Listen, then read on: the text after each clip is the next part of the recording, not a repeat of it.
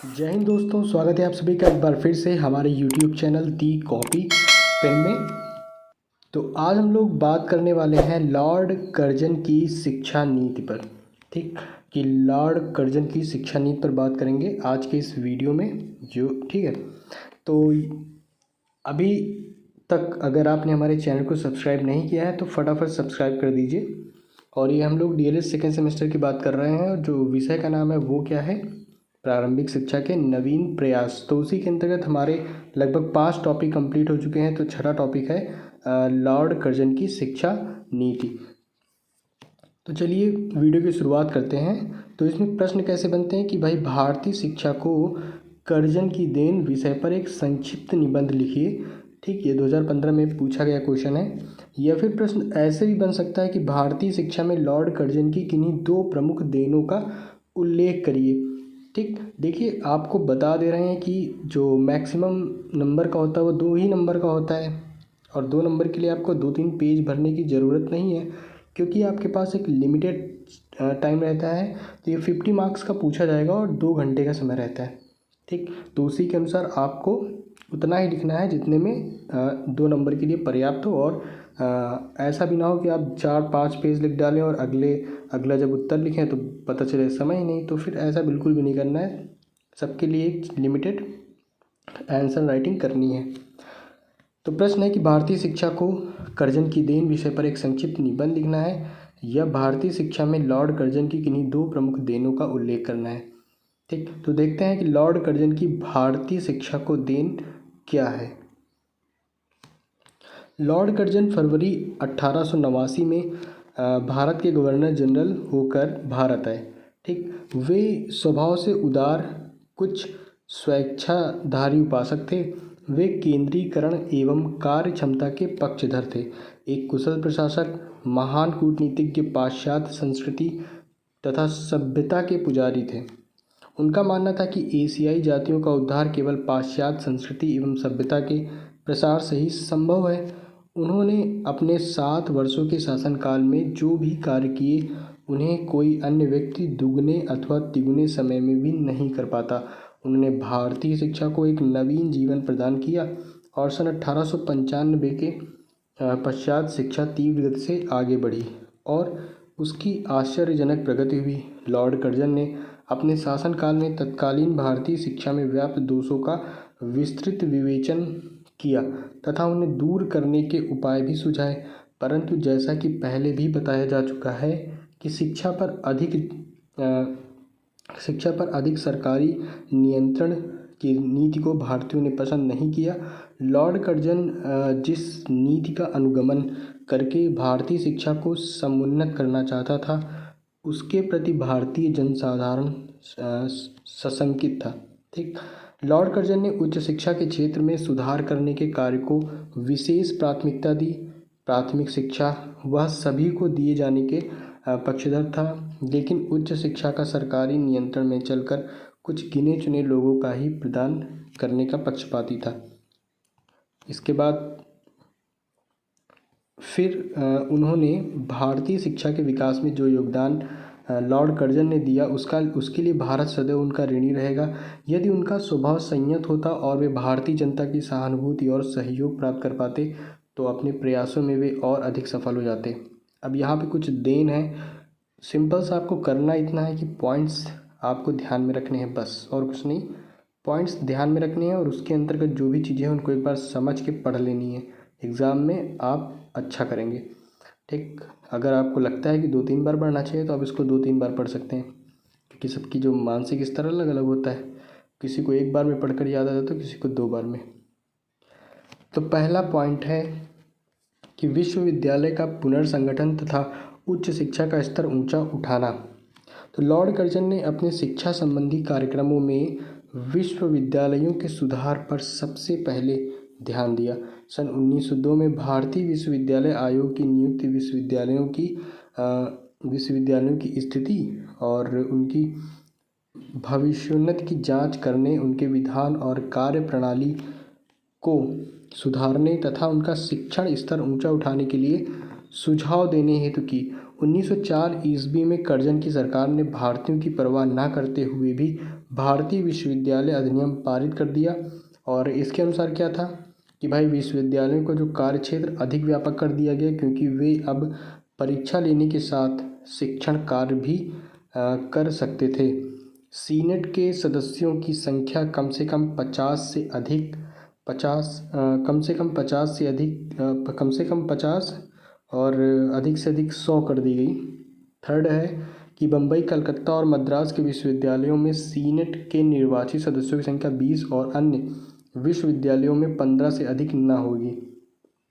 अगला पॉइंट है कि विश्वविद्यालयों के सिंडिकेट में प्राध्यापकों का उचित प्रतिनिधित्व आवश्यक कर दिया गया। ठीक, विश्वविद्यालयों द्वारा मान्यता चाहने वाले महाविद्यालयों के लिए कठोर नियम जो हैं वो कठोर बना दिए गए। सिंडिकेटों को अधिकार दिया गया कि मान्यता प्राप्त महाविद्यालयों का निरीक्षण कर उनका स्तर ऊंचा उठावें, और सरकार को अधिकार दिया गया कि वह सीनेट द्वारा बनाए गए नियमों में संशोधन अथवा परिवर्तन कर सके और ज़रूरत पड़ने पर स्वयं विश्वविद्यालय के लिए जो भी नीति हैं वो बना सके।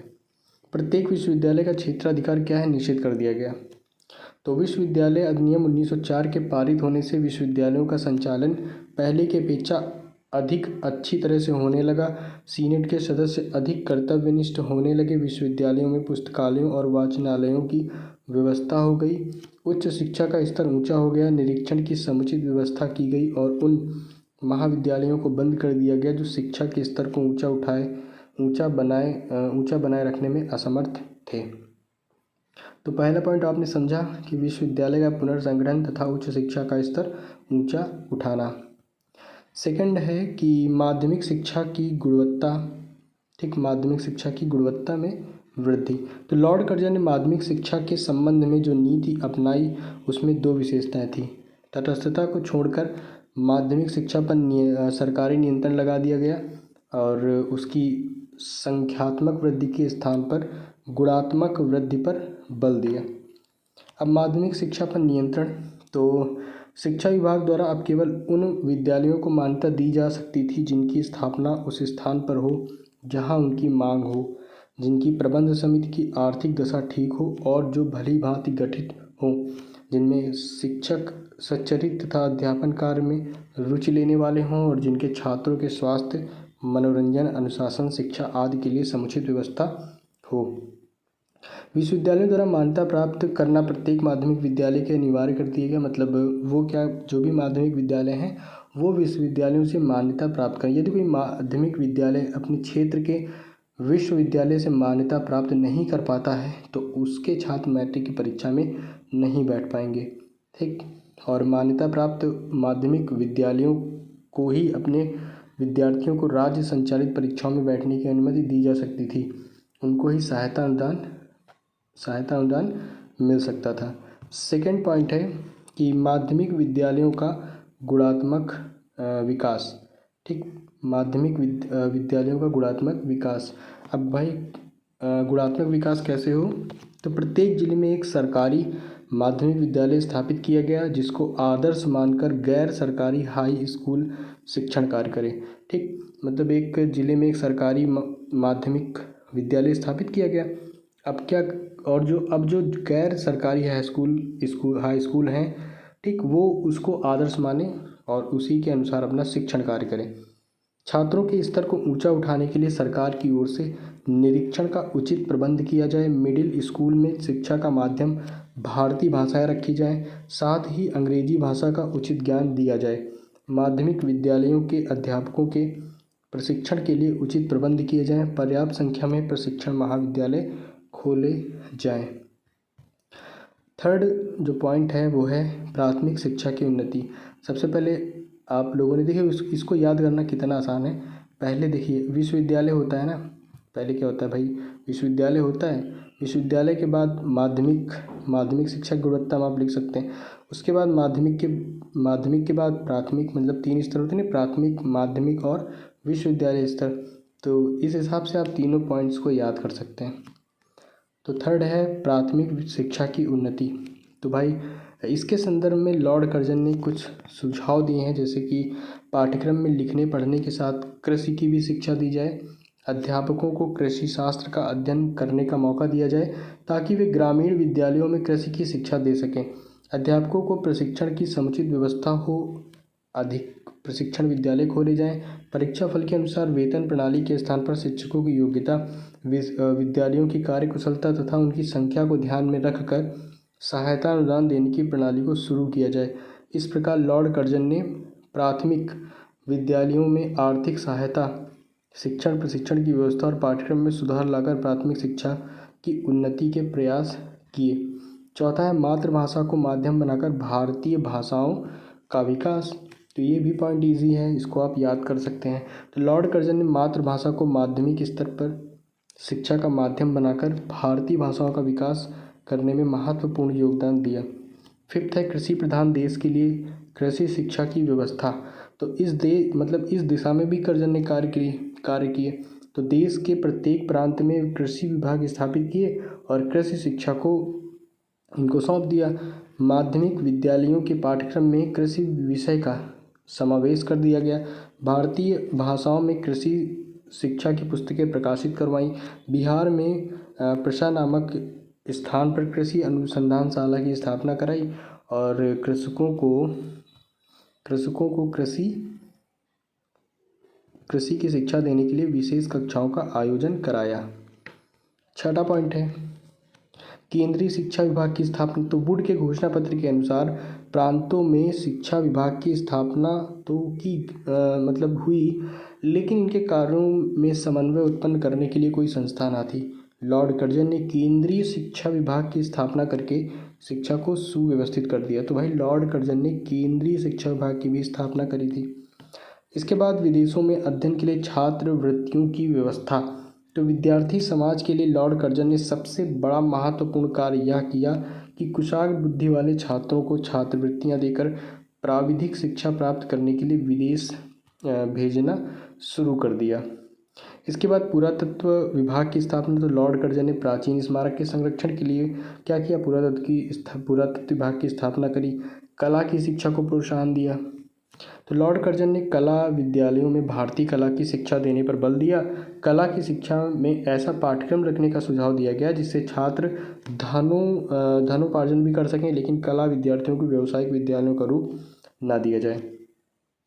तो यहाँ पर आप लोगों ने इतने पॉइंट देखे कि भारतीय शिक्षा में जो लॉर्ड कर्जन की देन है, ठीक, भारतीय शिक्षा को कर्जन की देन। तो यहाँ पे आप लोगों ने कम से कम 9 पॉइंट्स देखे और बिल्कुल इजी हैं। सबसे पहले आप विश्वविद्यालयों के संदर्भ में, उसके बाद माध्यमिक शिक्षा के संदर्भ में, ठीक, फिर प्राथमिक शिक्षा के संदर्भ में, फिर मातृभाषा को माध्यम बनाकर भारतीय भाषाओं का विकास किया जाए, ठीक, कृषि प्रधान देश के संदर्भ में, ठीक, ऐसे ही केंद्रीय शिक्षा विभाग की स्थापना और विदेशों में अध्ययन के लिए छात्रवृत्तियों की व्यवस्था। तो ये पॉइंट्स आप 1-2 बार पढ़ेंगे तो आराम से आपके दिमाग में बैठ जाएंगे, बहुत ज़्यादा कठिन नहीं है, ठीक। अब हम कुछ महत्वपूर्ण अति लघुत्तरीय प्रश्नों की बात करते हैं कि लॉर्ड कर्जन कब भारत आए थे। तो जनवरी 1889 में भारत के गवर्नर जनरल होकर भारत आए थे, ठीक। ये शायद यहाँ पे लिखा भी हुआ है पहले, लॉर्ड कर्जन जनवरी 1889 में। इसके बाद अगला प्रश्न है कि भारतीय विश्वविद्यालय आयोग की स्थापना तो कब हुई थी, 1902 में। इसके बाद भारतीय विश्वविद्यालय अधिनियम कब पारित हुआ, तो 1904 में।